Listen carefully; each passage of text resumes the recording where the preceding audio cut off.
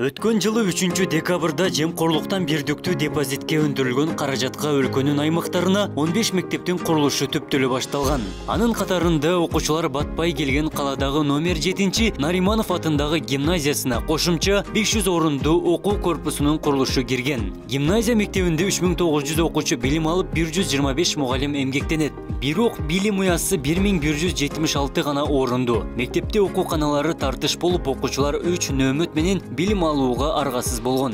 Бир жыл ичинде курулуштун ыргагы жакшы жүрүп, заманбап мектеп толук пайдаланууга берилди. Расмий ачылуу салтанатына Дубанга жумушчу сапары менен келген президенттин милдетин аткаруучу Төрага Талант Мамытов катышты. Мекенге болгон сүйүү, мамлекетке кызмат кылуу, тарбия менен бирге сиңерин жана билим берүү системасы заманбап талаптарга да жооп бериши зарыл экендигин айтты. Билебиз, толук кандуу шарттар бүгүнкү күнү туура келбейт.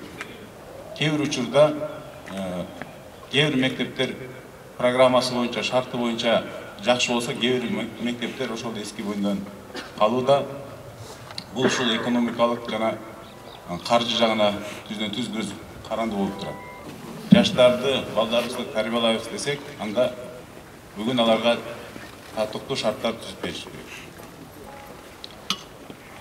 Бардык ушул мектептин үлгүсүндө бардык жерде дагы үлгү кылып айтсак келет, туура болот. Акыркы жылдары шаарда элдин саны көбөйүп, билим берүү тармагына мектеп, бала бакчалардын жетишсиздиги бир топ көйгөйлөр жаратып келген.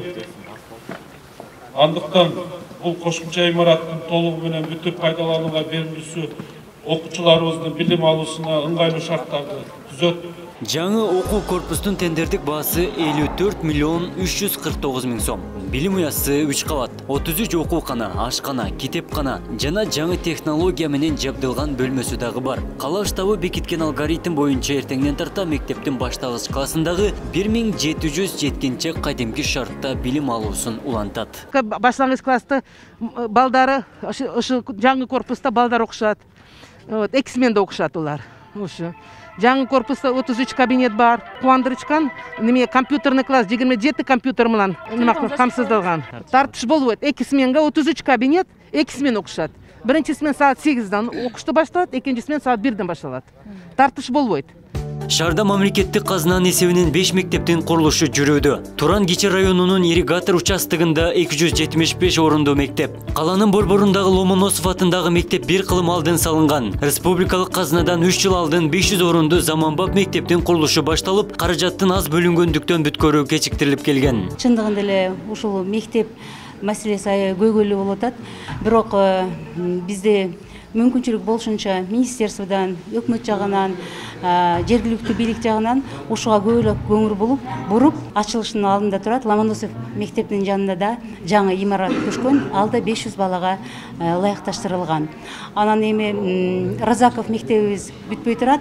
Эмнеге дегенде анын сметный баасы 240 миллион экен. Азыр ошого дагы 117 миллион боло турган болсо, перечисление боло турган болсо, ал мектебибизде буюрса бүтүп калат. Келечекте экономикалык кубаттуу өлкөнүн түптөлүшү, билимдүү жаштардан көз каранды экендиги айгенеленип келет. Билим берүү тармагы реформага жана заманбап системага муктаж болуп турган кез. Аймактардагы билим берүү мекемелеринде окуучулардын саны көп болгондуктан 139 мектеп 3 нөөмөт менен окутат. 245 билим уясы авариялык абалда. Бул көрүнүштөр билим берүүнүн сапатын жакшыртууга түздөн-түз терс кетиргисин тийгизүүдө. Санарип программалар, мугалимдердин иш кагазын азайтуу жана директорлордун ротациялоо багыттары ишке ашарын министр Алмазбек Бишаналиев билдирди. Жалпы республикалык тест боюнча жылда бир эмес 2 жолу өткөрүү маселесин аз көтөрүп жатабыз. ПИЗага 2025-ке даярдануу боюнча жаңы иш-чаралар башталды.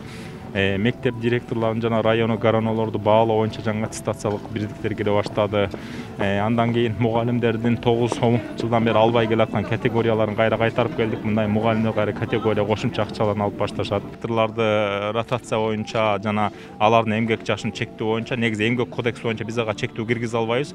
Бирок мыйзамда кандайдыр бир оңдоо толуктоолорду киргизүү менен биз мектеп директорлорунда дагы кандайдыр бир өзгөрүүлөрдү, баалоолорду киргизүү үчүн жаңы механизм иштелип өтүп жатат. Жакында буюрса коомдук талкууга коебуз. Бул боюнча көп баягы талаш-тарыштар көп болуп жатат.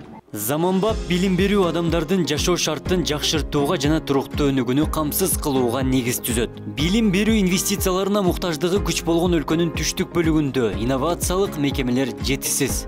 Абдумалик Базарбаев, Эламан Акбаев, Ош ТВ.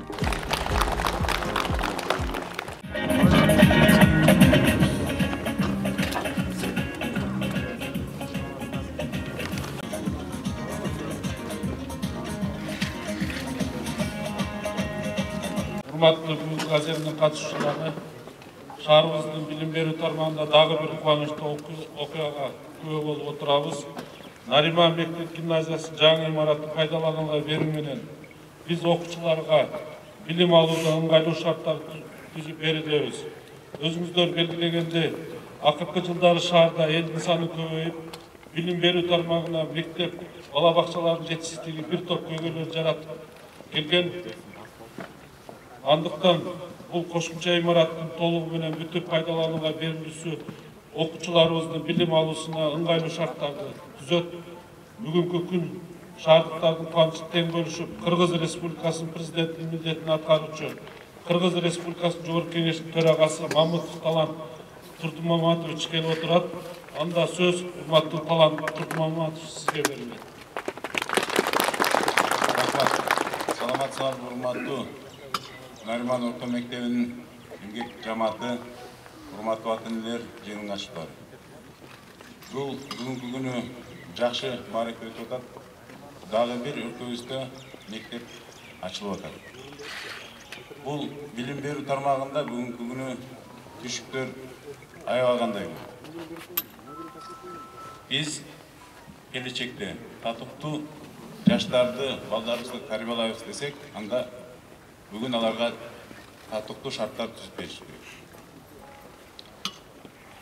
Бардык ушул мектептин үлгүсүндө бардык жерде дагы улуу айтсак келет, туура болот. Анткени мына буга чейин мектептин сыйымдуулугу 1200 балага шартталган. Ал эми ошол эле учурда 3,5 миңге жакын ушул жерде 4000ге жакын бала окуган. Демек, ал жерде сапат жөнүндө айтууга болбойт. Анткени шарт болбогондон кийин сапатта болбойт. Мына ошондой маселелерди бүгүн ошондой маселелердин бири чечилип атат. Ал эми жерлерде мындай маселелер бүгүнкү күндө калып атат, аны билебиз. Бирок ушундай маселенин чечилишин башатырылып, бүгүнкү күнү ушул жерден келип жакындан мектептин курулгандыгын, сапатын, шартын көрөлү деп өзүбүз келип мына катышып отурабыз. Балдарды тарбиялоо бул мамлекеттин милдети. Мекенди сүйүү, мекенге кызмат кылуу бул биринчи кезекте тарбиядан, анан билимде. Бүгүн биз келечекте балдарыбыз татыктуу болсун, замандын талабына жооп берсин десек, анда билим берүү жагын күчөтүп, ошол бүгүнкү замандын талабына ылайыкташтырып билимди беришибиз керек. Билебиз, толук кандуу шарттар бүгүнкү күнү туура келбейт. Кээ бир учурда кээ бир мектептер программасы боюнча, шарты боюнча жакшы болсо, кээ бир мектептер ошол эски бойдон калууда. Бул ушул экономикалык жана каржы жагына түздөн-түз көз каранды болуп турат. Биздин балдарыбыз бүгүнкү күнү жумушсуз жүрсө, демек бул мамлекеттин күнөөсү. Анткени татыктуу билим алган, татыктуу тарбия алган бала эч качан жумушсуз калбайт. Мына биздин мисал катары айтайын, татыктуу тарбия алган, билим алган, мына азыр информациялык технологиялардын өсүү процесси болуп атат. Биз ошол өстүрүп аткан балдарыбызды кандай билим берип атабыз? Бүгүн технологиялардын өнүгүүсү, ошол интеллектуалдык мындай эмгектин заманында болуп атат. Ушул багыт аябагандай келечекте перспектива, келечек күтөт балдарды.